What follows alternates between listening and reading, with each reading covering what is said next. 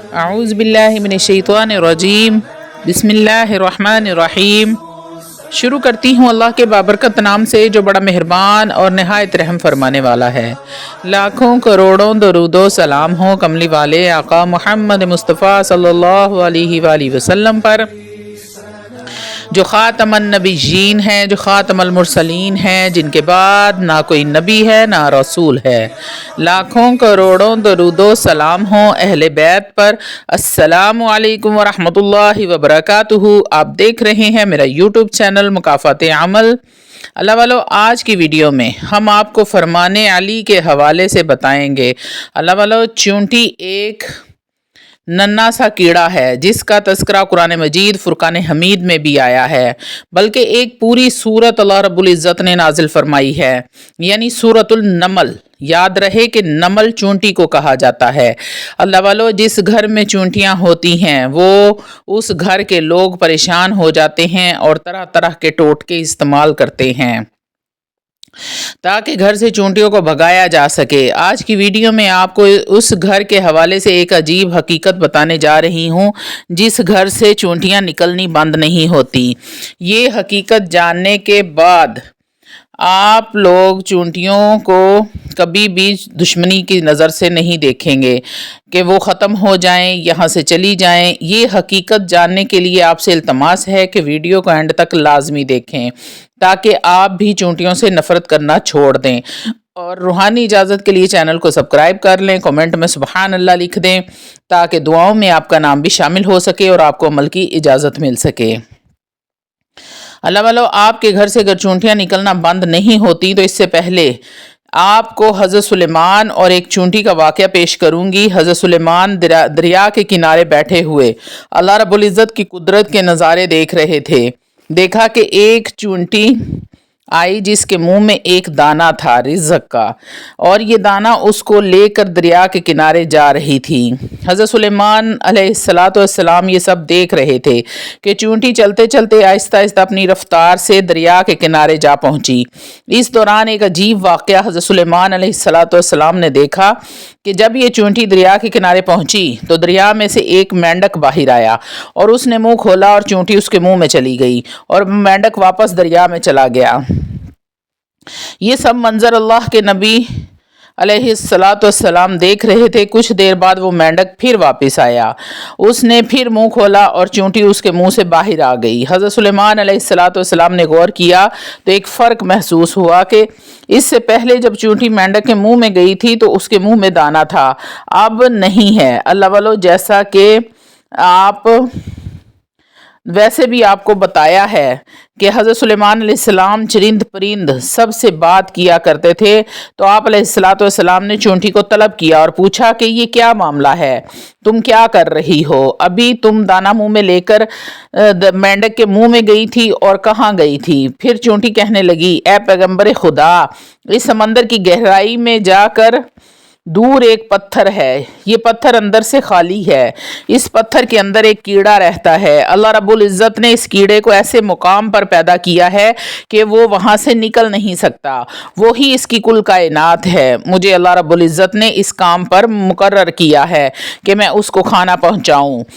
قادر مطلق نے اس مینڈک کی ڈیوٹی لگائی ہے، اس کی ذمہ داری ہے کہ وہ مینڈک روزانہ مجھے اپنے منہ میں لے کر پانی میں جاتا ہے اور اس پتھر کے پاس لے جاتا ہے، اور وہ مینڈک اپنا منہ اس پتھر کے سوراخ پر رکھ دیتا ہے اور میں اس کے منہ سے نکل کر اس کیڑے کے پاس جاتی ہوں۔ وہ اناج جو میں منہ میں لے کر جاتی ہوں وہ اناج میں اس کے پاس رکھ دیتی ہوں۔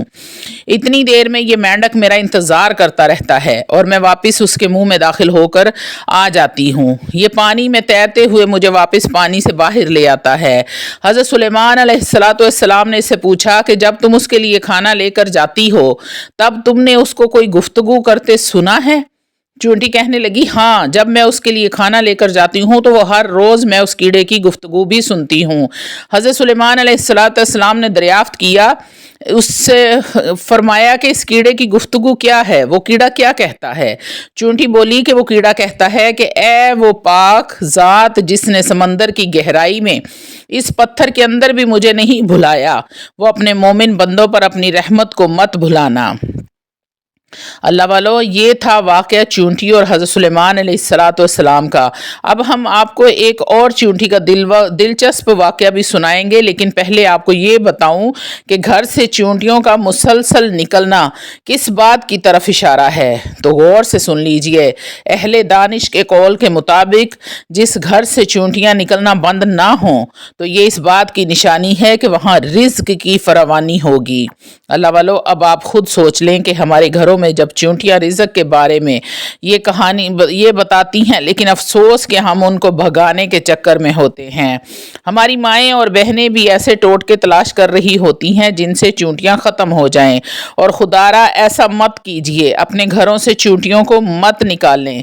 ये आपके घरों में रिज़्क़ की फरावानी की वजह से हैं और अपने हिस्से का रिज़्क़ के लिए आपके घर में मौजूद होती हैं। इसलिए आपको चाहिए कि आप इस तरह की ख़तरनाक किस्म की अद्वियात के साथ इनको कत्ल ना करें, बल्कि ये तो आपके रिज़्क़ की फरावानी की जानिब इशारा करती हैं। उनको देखकर उनसे दुश्मनी नहीं करनी चाहिए और उनको मारना भी नहीं चाहिए। अल्लाह वालो, जैसे आपको हज़रत सुलेमान के दौर की एक और चूंटी का वाक़या भी सुनाती हूँ कि जिसका तज़किरा अल्लाह रब्बुल इज़्ज़त ने कुरान मजीद फुरकान हमीद में बयान फरमाया है। रवायत में आता है कि हज़रत सुलेमान अलैहिस्सलाम जब अपने लश्कर को लेकर एक जंगल से गुजर रहे थे, वहाँ चूंटियों का लश्कर भी जा रहा था। लश्कर सुलेमान को देखकर एक चूंटी ने दूसरी चूंटी से कहा, जाओ अपने सुराखों में चली जाओ, कहीं ऐसा ना हो कि लश्कर सुलेमान चलते हुए तुम्हें रौंद डाले और उन्हें इल्म भी ना हो। हज़रत हसन फरमाते हैं कि उस चूंटी का नाम हरमस था। ये बनु शोबान के कबीले से थी और थी भी लंगड़ी।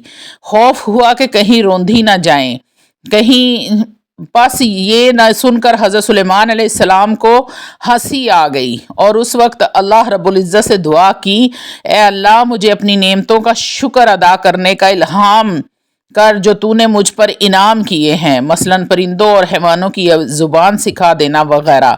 नेज़ जो रहमतें तूने मेरे वालदैन पर की हैं वो मुसलमान हुए और मुझे नेक अमल करने की तौफीक दे जिनसे तू खुश हुआ, और अगर मेरी मौत आ जाए तो मुझे अपने नेक बंदों और फुका में मिला दे जो तेरे दोस्त हैं। हज़रत सुलेमान अलैहिस्सलाम क्योंकि जानवरों की बोलियां समझते थे, उनकी बात को भी समझ गए और बेख्तियार हंसी आ गई। अल्लाह वालो, अल्लाह रब्बुल इज़्ज़त को इस चूंटी की ये अदा बड़ी पसंद आई और उसने अपने कबीले की बाकी चूंटियों की फ़िक्र की। लिहाजा अल्लाह रब्बुल इज़्ज़त ने इस चूंटी का तज़किरा अपने मुबारक किताब कुरान मजीद फुरकान हमीद में भी फरमा दिया, बल्कि पूरी सूरत उस चूंटी के नाम की नाजिल फरमा दी। अल्लाह वालो, हज़रत सुलेमान अलैहिस्सलाम के दौर की एक और चूंटी का तज़किरा भी किताबों में मिलता है। इब्ने अबी हातम में है कि एक मरतबा हज़रत सुलेमान बिन दाऊद अलैहिस्सलाम इस्तिस्का के लिए निकले तो देखा कि एक चूंटी उल्टी लेटी हुई अपने पाँव आसमान की तरफ उठाए अल्लाह रब्बुल इज़्ज़त से दुआ कर रही है कि अल्लाह, हम भी तेरी मखलूक हैं, पानी बरसने की मोहताजी हमें भी है, अगर पानी ना बरसा तो हम हलाक हो जाएंगे। ये दुआ उस चूंटी की सुनकर आपने लोगों से का ऐलान किया कि वापस लौट चलो, किसी और की दुआ से हम पानी पिलाए गए। अल्लाह वालो, इन सब बातों से मालूम हुआ कि अल्लाह रब्बुल इज़्ज़त की तमाम मखलूक अल्लाह रब्बुल इज़्ज़त की तस्बीह बयान करती है और अल्लाह रब्बुल इज़्ज़त से दुआएं भी मांगते हैं, अल्लाह को पुकारते हैं। पर अफसोस कि आज का मुसलमान गफलत में डूबा हुआ है, उसको अल्लाह रब्बुल इज़्ज़त से मांगने का और अल्लाह से बातें करने का वक्त ही नहीं मिलता, जो सख्त खसारे की बात है। अल्लाह वालो, अल्लाह से इल्तिजा किया करें, क्योंकि तमाम चरिंद परिंद, तमाम मखलूक सब अल्लाह की ज़िक्र में मशगूल रहते हैं सिवाय इंसानों के। इंसान कोई रिज़्क़ के पीछे भाग रहा है, कोई दौलत के पीछे भाग रहा है, कोई किसी चीज़ के पीछे, कोई किसी चीज़ के पीछे। इंसान के अंदर लालच भर गया है, इंसान गफलत में जी रहा है, अपने रब को पुकारने की बजाय लोगों के साथ लड़ाई झगड़े फसाद इस तरह के कामों में मुलविस रहता है। तो अल्लाह वालो,